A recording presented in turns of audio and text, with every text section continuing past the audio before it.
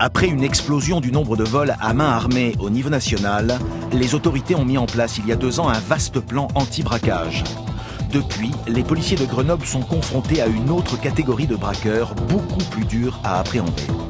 François, 36 ans, est un nouveau venu au groupe d'enquête criminelle. Cela fait 4 mois qu'il a intégré l'unité. Avec son collègue Yanis, il vient d'être appelé sur sa première grosse affaire, le braquage d'un commerce par un commando armé. Donc plus d'infos, 3 mecs, 2 avec fusil à pompe. Ils sont rentrés, ils ont couché tout le monde au sol. Ils ont vidé les promontoires où il n'y avait que de l'or. Le vol s'est fait en quelques secondes dans un magasin de vente d'objets d'occasion au rayon bijouterie. Le mode opératoire est celui d'une équipe de professionnels. Non, il n'y a pas de blessé. Bonjour.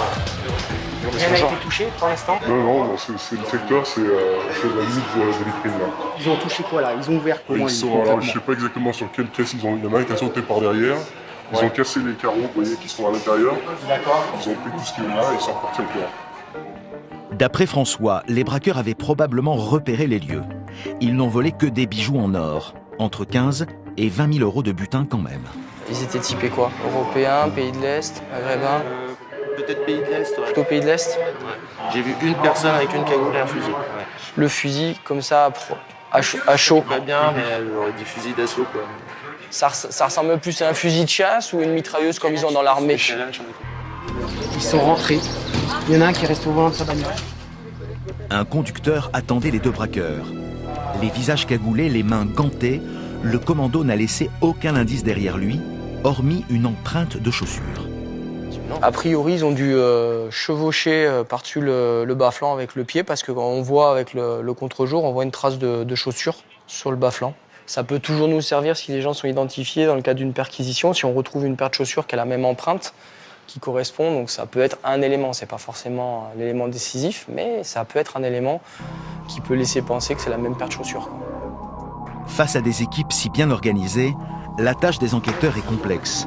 D'autant qu'ils n'ont pas de chance. En panne, les caméras du magasin n'ont rien enregistré de la scène. Des témoins présents au moment du vol ont vu la voiture des braqueurs. Les gendarmes finissent par la retrouver à 15 km de Grenoble. On va faire un mouvement sur le site où le véhicule a été retrouvé par les gendarmes avec l'identité judiciaire pour faire des photos du véhicule. Les braqueurs ont abandonné la voiture en rase campagne. Le problème, c'est qu'il n'en reste pas grand-chose. Elle a pris un coup de chaud, hein. Pour empêcher les policiers de retrouver des empreintes ou des traces ADN, les voleurs ont mis le feu à la voiture. L'exploitation à proprement dit du véhicule en lui-même, là, c'est cuit pour nous parce que le véhicule étant totalement calciné, il n'y a rien à récupérer sur la voiture maintenant. C'est une voiture qui a été volée apparemment, qui a été volée les jours précédents, donc qui a été utilisée.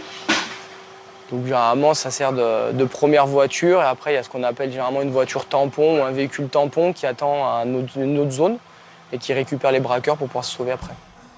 Impuissants, les policiers doivent maintenant s'orienter vers le 2e véhicule des braqueurs.